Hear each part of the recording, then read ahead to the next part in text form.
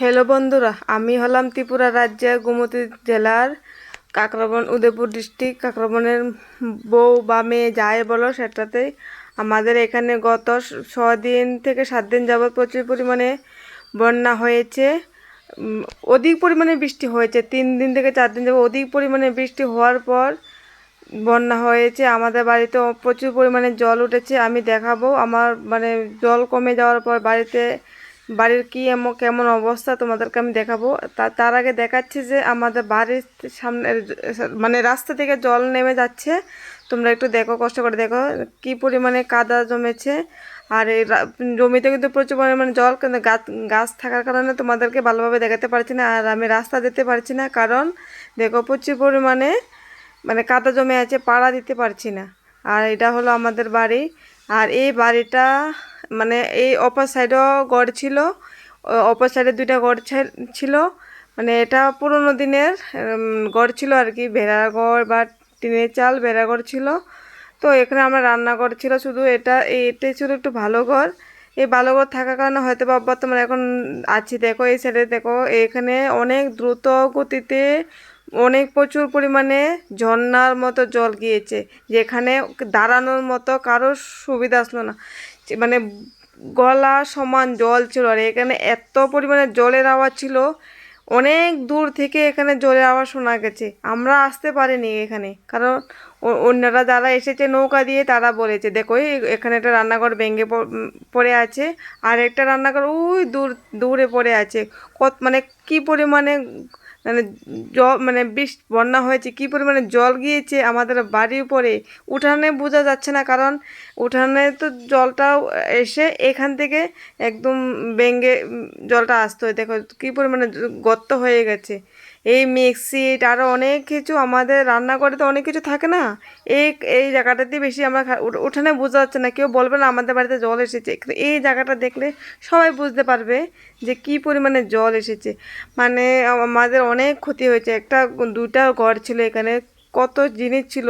আর এই কলটা পুরোপুরি ডুবে গেছে। আমার স্বামী চেষ্টা করছে জল উঠছে কিনা, জল উঠছে না। দেখো তো নোংরা জল বেরোচ্ছে, কলের ভিতর দিয়ে জল গিয়েছে না, নোংরা নোংরা জল বেরোচ্ছে। এখানে মোটর ছিল, মোটরটা ডুবে গেছে, মোটরটা পর্যন্ত নষ্ট হয়ে গেছে, সাপ্লাই টাপ্লাই সব ডুবে গেছে। এখানে দেখো জল, এখানে পুকুর আছে, পুকুর ভর্তি হয়ে আমাদের এখানে জল চলে এসেছে। সামনে থেকেও জল এসেছে, পিছন থেকেও জল এসেছে। এই কাঁঠাল গাছটার দেখো কতটুকু অব্দি কালো কালো বন্য হয়ে আছে, কতটুকু অব্দি জল জমে গেছে। আমার জীবনে আমি কোনো দিন এমন ফ্লাড দেখিনি। আমি এই প্রথম ফ্লাড দেখেছি। আর এমন ফ্লাড আমি আর কোনো দিন দেখতে চাই না বন্ধুরা, বিশেষ করে অনেক কষ্ট পেয়েছি এই ফ্লাডের কারণে। অনেক অনেক কিছু নষ্ট হয়ে গেছে, বাড়িতে থাকতে পারি না আমরা কেউ। ওই দেখো আরেকটা রান্নার মিক্সির জল থেকে বের হচ্ছে।